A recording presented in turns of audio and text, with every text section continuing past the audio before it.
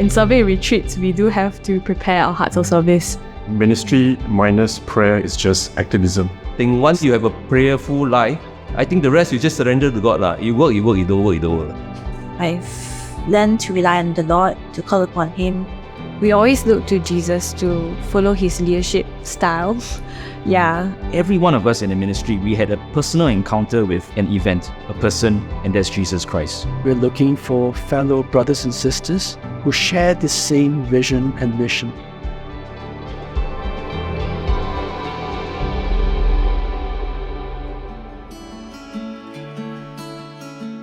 It's a very interesting event actually. It was in the year 2004 or 5.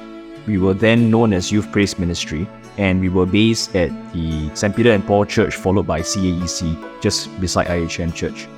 And we were conducting and doing the praise and worship for, I think it was a youth conference.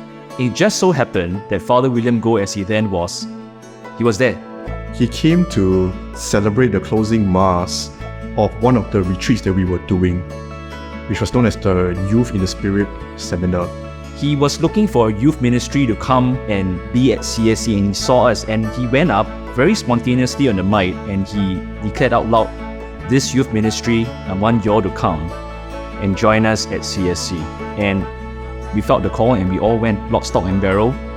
Yeah, so I think Amplify was brought in 2004, about the same year that CSC was established as the Catholic Spirituality Center. And then Amplify was grafted in subsequently as a pre-existing youth community. I've been a banker for 25 years up to that point. But I think also in my heart, I was starting to tire. There was a question that a beloved bishop asked me some years ago. He said, "Jerome, you've been working so long for the world. When will you come and work for the church?" I'm a convert. So it was my godma and family were serving here. Before I was baptized, I was already attending the 4th Saturday here. So that actually draws me here, and I feel that I need the spiritual input which I actually receiving from here. So that's why I start to serve here. I'm from the batch of CR42, which is I think 2014. I did not join the ministry immediately, but I took a couple of years, maybe 2-3 years. In between, I was mainly helping as a friend at CSC. I attended CER 37, and that was December 2013. So I came to Wash Audits in CER 38.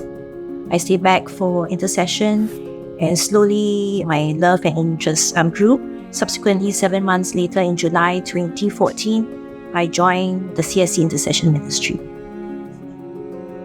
So the formation in our ministry, in survey retreats, we do have to prepare our hearts of service. What that means also is then preparing our skills, right?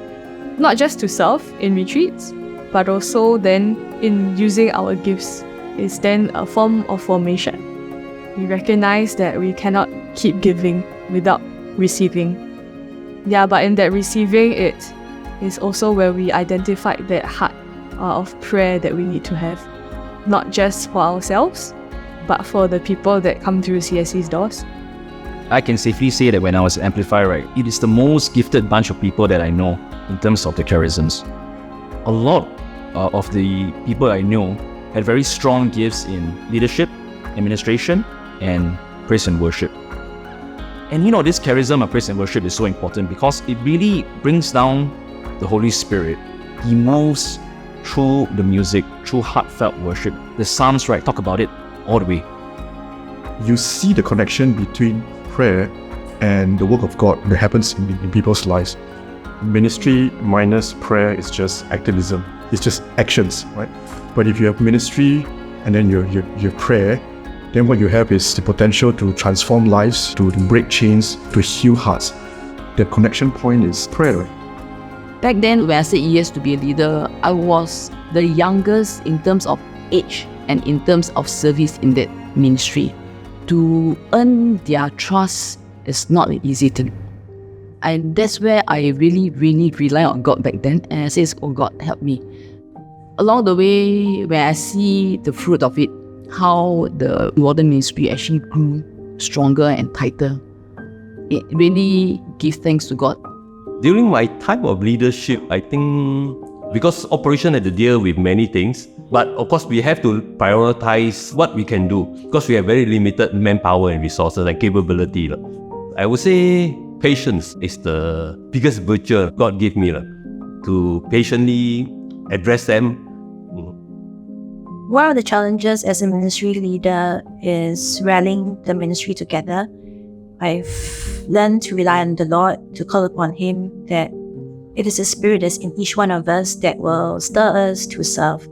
Asking the Lord to unite us in one heart, mind, and spirit together. And that's how He's helped me kind of rally the troops. The motto of our operation ministry is Ora de Rabora, pray and work. I think prayer can play a big part. The work itself, yes, is important, but I think we try to maintain a prayerful life to keep us going, I think. And the rest of things, once you have a prayerful life, I think the rest you just surrender to God. You work, you don't work, you don't work. So far, thank God, it worked. I think God has sustained me purely by His grace of peace and wisdom, endurance and patience. During my time in leadership, God sustained me by sending me very good mentors. The mentors also taught me to make a leader's prayer, your own personal prayer as a leader. And we always look to Jesus to follow His leadership style. Yeah, He was really the prototype that we look towards whenever we make decisions. There were always adult leaders who were very supportive, and they saw the potential in us as the youth community. They believed in us. They would give us a voice at meetings. We would sit in the meetings with the adult leaders, and they would ask us, what do you think? Dylan cares. What are your thoughts? What are your perspectives? And of course, Father William himself would always be giving us a space to speak. Thankfully, we have an adoration room here, so that has been my safe haven. In the difficulties in serving in CSC, the reminder is always to turn back to God. I think what's very important is that, if I were to paraphrase Pope Benedict, right, every one of us in the ministry, we had a personal encounter with an event, a person, and that's Jesus Christ.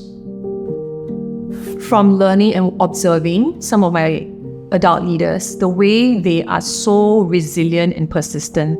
I saw leaders, volunteer leaders, they had families, they had children to manage, they had other priorities, elderly caregiving priorities, and still they were always here, pouring their heart and soul into the mission of the center. So for me as back then a young person, watching them, it was inspiring.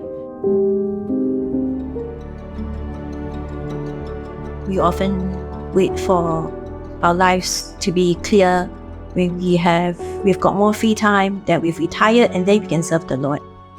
I would say that don't hesitate and to do it now, especially if you feel a calling for intercession. Out of Amplify, there were some of us who got married and had kids relatively young. And we needed an environment where we could continue meeting.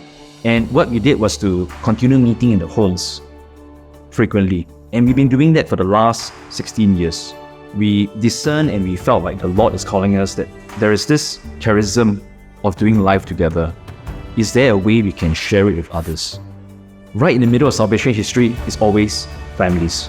And families are so important to society and to the church. And so the leadership of CSC recognized that, together with the Amplify families, leadership, and a few other generations of leaders, we've come together and we hope, by the grace of God, to be able to help young families to grow together as strong, spirit-filled Catholic families. That is the broad idea right now. So keep us in prayer. CSC being a household made up of all past prodigal sons and daughters, now welcoming back more and more sons and daughters, working as his hands and feet, but most importantly, sharing his heart in this mission. I think this center now has been in existence for 20 years. At different times, the Lord has sent different benefactors, different people with different gifts and talents to come forward to be part of the household. Now we know that for all the people whom the Lord has touched and desire to journey with us, we always welcome them. What is really important is we're not looking for workers. We're looking for fellow collaborators. We're looking for fellow brothers and sisters who share the same vision and mission to transform lives, to heal hearts, to bring more people to encounter the Lord. That must be the most important motivation